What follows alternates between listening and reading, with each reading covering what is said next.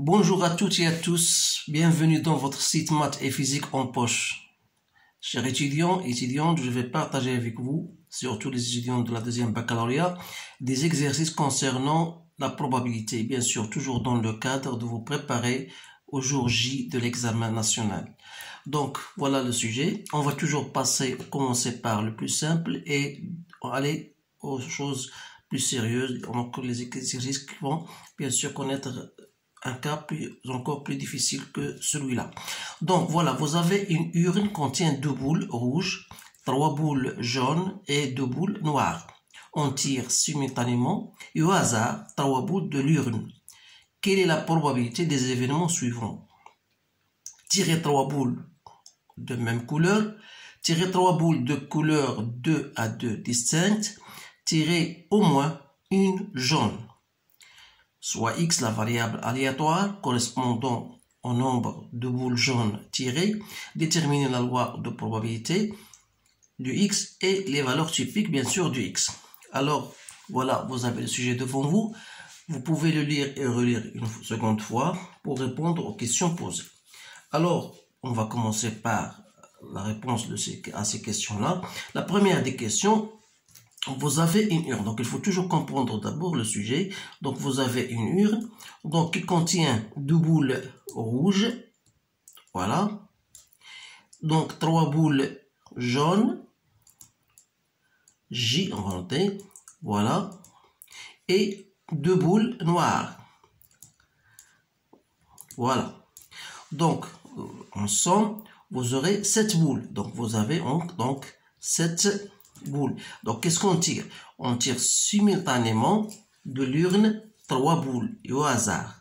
Donc la première des choses, c'est de calculer le nombre de cas possibles qu'on note cardinal de oméga. Donc qu'est-ce qu'on tire? On tire 3 parmi 7. Donc il suffit de faire votre calcul, vous allez trouver 35. Alors là, pour répondre à la question A, tirer 3 boules de même couleur. Donc on va nommer bien sûr cet événement A. Donc la probabilité de cet événement A, c'est de tirer 3 boules de même couleur. Alors vous savez bien sûr qu'on ne peut pas tirer 3 boules de noir et de rouge. Donc la seule chose qui nous reste possible, c'est de tirer 3 boules jaunes. Donc la probabilité de l'événement A, c'est de tirer 3 parmi 3, toujours sur cardinal de oméga, c'est-à-dire ce sera 1 sur 35. On va passer maintenant au second événement. Tirer 3 boules de couleur 2 à 2 distinctes, c'est-à-dire quoi? C'est-à-dire que les 3 tirages qu'on va faire, les 3 boules qu'on va tirer, elles sont toutes de couleurs différentes, c'est-à-dire donc la probabilité, on va appeler cet événement, on va l'appeler B. Donc la probabilité de cet événement-là, c'est de tirer une boule parmi les noirs, donc 1. Et une fois tiré encore une boule parmi les 3 et une boule parmi les 2 autres qui restent. C'est-à-dire on va tirer une boule parmi les 2 noirs, une boule parmi les 3 jaunes et une boule parmi les 2 noirs. Donc dans ce cas-là, on aura 3 boules différentes de couleur. Donc toujours, on ne va pas oublier cardinal de oméga. Donc ça nous donne, vous faites à l'aide de votre calculatrice, vous allez trouver 12 sur 35. Maintenant, la question C. La question C, on vous dit tirer au moins une jaune. Donc, il faut bien comprendre cette question. Comment ça veut dire au moins?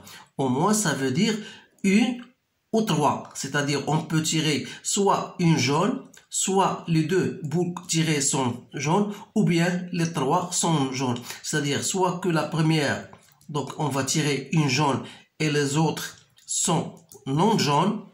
On va noter J bar. Ou bien on va tirer 2 jaunes et l'autre non jaune, ou bien tirer les 3 sont tous les 3 jaunes. Voilà ce qu'il faut bien comprendre. Voilà les possibilités qu'on a. Alors là, donc la probabilité bien sûr de ce C, Donc, soit de tirer donc les 3 1 jaunes, c'est-à-dire on doit tirer 1 parmi les 3. Il nous reste 2 tirés parmi les 5. Ou bien tirer les 2 jaunes, donc à partir de 3, parmi 3, il nous reste 1 parmi les 5. Ou bien tirer les 3 jaunes, donc il faut les tirer à partir de 3, parmi les 3, sur 35. Et vous faites votre calcul, vous allez trouver la réponse.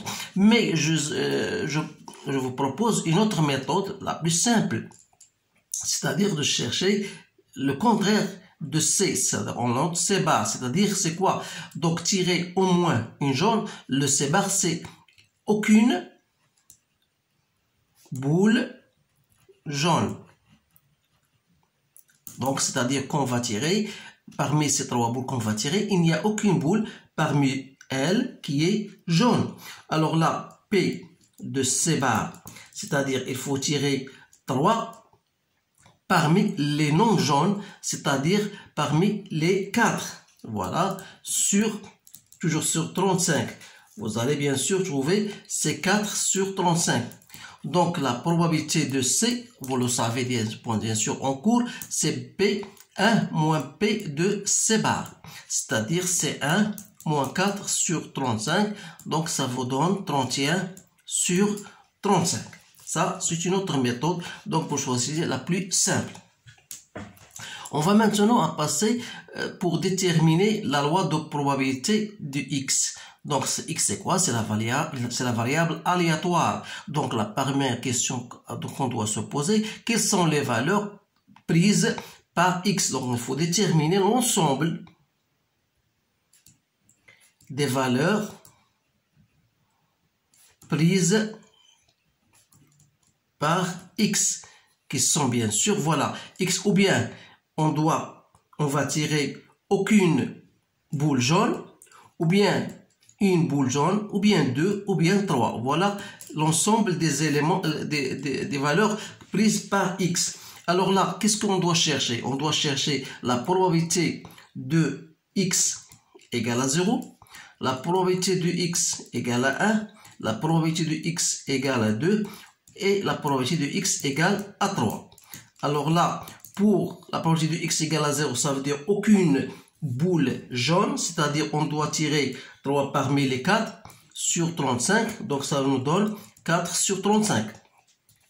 La probabilité de X égale à 1, c'est-à-dire on doit avoir une boule jaune, donc on doit tirer une parmi les 3 jaunes, et il nous reste 2 tirés parmi les non jaunes, c'est-à-dire 2 parmi les 4 sur 35. Ça vous donne, vous faites votre calcul, c'est 18 sur 35. La probabilité de X égale à 2, donc on tire 2 parmi 3, il nous reste 1 parmi les 4 sur 35, donc c'est 12 sur 35. Et en fin de compte, la probabilité de X égale à 3, donc il faut tirer 3 parmi les 3, donc c'est 1 sur 35. Et n'oubliez pas de vérifier que la somme des probabilités de X égale à XI est toujours égale à 1. Donc, pour s'assurer de votre travail. Donc, qu'est-ce qu'il nous reste maintenant? Il suffit de faire un tableau dans lequel vous regroupez tous vos résultats. Donc, voilà, on a XI. Les valeurs prises sont 0, 1, 2, 3. Et vous avez bien sûr P de X égale à XI. Donc, XI fois PI, PI c'est la probabilité de X égale à I. Ensuite, il y a XI au carré, PI. Alors, pour la probabilité de X égale à X, donc vous allez remplir votre tableau. Donc, c'est 4 sur 35. Vous avez 18 sur 35, 1 sur 35. Et donc, la probabilité de X égale à 0, c'est 4 sur 35. La probabilité de 1, c'est 18 sur 30. 2, c'est 12 sur 35. Pardon, c'est 12 sur 35. Et ici, c'est 1 sur 35. Vous allez vérifier que la somme égale 1. Donc, X et PI, donc vous avez XI, vous multipliez par, donc c'est 0. Ça vous donne 18 sur 35. Donc, 24 sur 35. 3 sur 35. Et XI au carré PI, Donc, c'est toujours ici 0. Donc, 18 sur 35. 48 sur 35. 9 sur 35. Donc, vous pouvez, bien sûr, faire votre total. Mais c'est pas demandé. Mais pour s'assurer, ici, vous allez trouver 1. Ici, vous allez trouver 9 sur 7. Ici, vous allez trouver 15 sur 7. Voilà la réponse à ce sujet-là. Donc, dans les séances prochaines, on va toujours choisir des exercices plus importants qui comportent bien sûr des questions dont la probabilité d'être posée, ça dépasse 50%. Donc, je vous remercie de votre attention et je vous dis au revoir.